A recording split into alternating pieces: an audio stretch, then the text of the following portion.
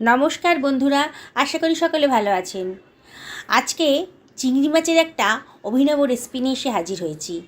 চিংড়ি মাছের তো নানান রেসিপি আপনারা খেয়েছেন। আজকে আমার মতন করে মুসুর ডাল দিয়ে চিংড়ি মাছটা রান্না করে দেখুন, দারুণ সুস্বাদু হবে আর একেবারে নতুনত্ব।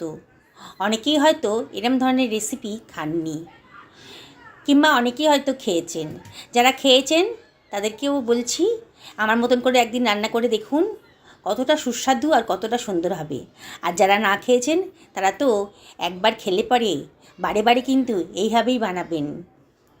বানানোর প্রসেসটাও খুবই সোজা আর দেখতেও কিন্তু দারুণ সুন্দর, খেতে কিন্তু তার থেকেও বেশি সুন্দর। দেখুন বন্ধুরা, কত সুন্দর দেখতে হয়েছে। চলুন তাহলে বানানো যাক। আমি এক বাটি মতো মুসুর ডাল আধ ঘন্টা আগেই ভালো করে ধুয়ে ভিজিয়ে রেখেছিলাম, বেশ নরম হয়ে গেছে। এবার এটাকে জল ছাড়াই বেটে নেব। মিক্সার গ্রাইন্ডারে তো দিয়ে দিচ্ছি।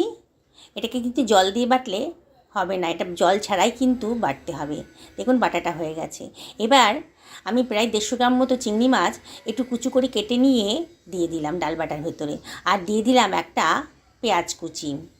আর এর ভেতরে আমি দিয়ে দিচ্ছি কতগুলো লঙ্কা কুচি। কাঁচা লঙ্কা কুচি দিলে টেস্টটা খুব ভালো আসে।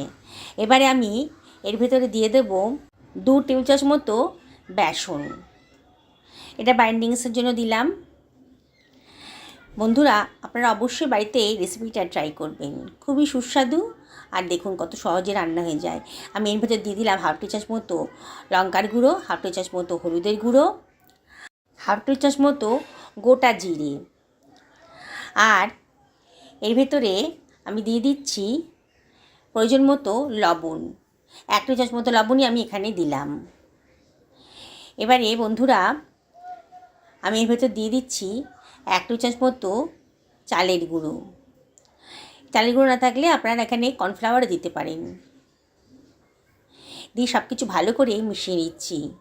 জল দেওয়ার প্রয়োজন নেই, খুব ভালো করে সব কিছু মিশিয়ে নিতে হবে। দেখুন বন্ধুরা, আমি সব কিছু ভালো করে মিশিয়ে নিয়েছি। এবারে আমি এর ভেতর দিয়ে দেব একটুখানি ঘি। ঘিটা দিলে পরে খুব সুন্দর একটা টেস্ট আসে। আবার আমি সব কিছু ভালো করে মিশিয়ে নিচ্ছি। এবারে আমি ভালো করে বেশ বড় বড় সাইজের মুঠো মুঠো করে মুইঠা বানিয়ে নিচ্ছি। দেখুন বন্ধুরা, এরম করে মুঠা বানিয়ে নিলাম।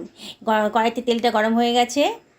এবার মুইঠাগুলোকে আমি কড়াইয়ের তেলের ভেতর দিয়ে দিলাম। একসঙ্গে বেশি দেব না, 4-5টা করেই ভেজে নেব। গ্যাসের ফ্লেমটা মিডিয়াম টু হাইতেই রেখেছি। দেখুন আমি ওলট পালট করে মুইঠাগুলোকে ভালো করে ভেজে নিচ্ছি। খুব কড়া করে ভাজবো না, মোটামুটি ভাজা হয়ে গেছে। দেখুন এগুলো আমি তুলে রাখছি। বাকি মুইঠাগুলোকেও এইভাবেই ভেজে নেব। সমস্ত মুইঠাগুলো ভাজা হয়ে গেছে। এবার ওই তেলের ভেতর দিয়ে দিলাম গোটা গরম মশলা আর একটুখানি গোটা জিরে দিয়ে একটু ফ্রাই করে নিচ্ছি। বেশ সুঘ্রাণ যখন গন্ধ বেরিয়ে গেছে, তার মধ্যে দিয়ে দিলাম 2খানা পেঁয়াজকে গ্রেট করে রেখেছিলাম, দিয়ে দিলাম। দিয়ে একটু নাড়াচাড়া করে নিচ্ছি। পেঁয়াজের কালারটা যখন একটু চেঞ্জ হয়ে গেছে, দেখুন বন্ধুরা একটু চেঞ্জ হয়ে গেছে, তার মধ্যে আমি দিয়ে দেবো আদা রসুনের পেস্ট 1 টেবিল চামচ মতো। আর দিয়ে দিলাম একটা টমেটো কুচি। এবারে এর ভেতরে দিয়ে দেবো 1 টেবিল চামচ মতো হলুদের গুঁড়ো, 1 টেবিল চামচ মতো ধনের গুঁড়ো, 1 টেবিল চামচ মতো জিরের গুঁড়ো, 1 টেবিল চামচ মতো লঙ্কার গুঁড়ো, 1 চামচ মতো কাশ্মীরি লঙ্কার গুঁড়ো কালারের জন্য। আর দিয়ে দিলাম 1 চামচ মতো লবণ। এবারে একটুখানি জল দিয়ে দিলাম যাতে মশলাটা পুড়ে না যায়। দিয়ে সব কিছু ভালো করে মিশিয়ে নিচ্ছি। নিয়ে অনবরত নাড়তে হবে, মশলাটা কিন্তু ভালো করে কষিয়ে নিতে হবে। দেখুন মশলাটা বেশ কষানো হয়ে গেছে। এর ভেতর দিয়ে দিলাম 2 টেবিল চামচ মতো টক দই। দিয়ে বাটি ধুয়ে একটু জলও দিয়ে দিলাম। দিয়ে আবারও মশলাটা ভালো করে কষিয়ে নিচ্ছি। খুব ভালো করে কষিয়ে নিতে হবে, অনবরত নাড়ছি। দেখুন মশলা গা থেকে কিন্তু তেল বেরিয়ে এসছে, মানে মশলাটা আমার কষানো হয়ে গেছে। এবারে ঝোলটা যখন বেশ ফুটে উঠেছে, তখন আমি এর ভেতর দিয়ে দিচ্ছি 1.5 বাটি মতো জল। জল দিয়ে ঝোলটাকে আবার একটু ফুটতে দিলাম। ঝোলটা যখন বেশ ফুটে উঠেছে, তখন আমি আমার তৈরি করে রাখা মুইঠাগুলো আমি এর ভেতর ছেড়ে দিচ্ছি। সমস্ত মুইঠাগুলোকেই ঝোলের ভেতর দিয়ে দিচ্ছি।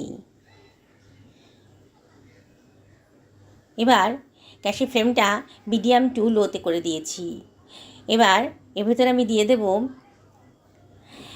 1 টেবিল চামচ মতো গরম মশলার গুঁড়ো স্বাদের জন্যে, আর দিয়ে দিলাম একটুখানি কসুরি মেথি হাতে ডলে এর ভিতর দিয়ে দিলাম। আমার কাছে ধনেপাতা নেই, আপনাদের কাছে ধনেপাতা থাকলে একটু ধনেপাতা দিয়ে দেবেন। এবার দিয়ে দিলাম 1/2 টেবিল চামচ মতো গাওয়া ঘি, খুব সুন্দর একটা টেস্ট আসবে, গরম ভাতের সাথে দারুণ লাগবে। মিনিট 5 লো ফ্লেমে ফুটতে দিয়েছি। মিনিট 5 হয়ে গেছে, গ্যাসের ফ্লেমটা অফ করে দিয়েছি। দেখুন বন্ধুরা, কত সুন্দর দেখতে হয়েছে, খেতেও কিন্তু অসাধারণ। বন্ধুরা, আপনারা অবশ্যই বাড়িতে এটা ট্রাই করবেন, আর ভালো লাগলে লাইক শেয়ার কমেন্ট করতে কিন্তু ভুলবেন না।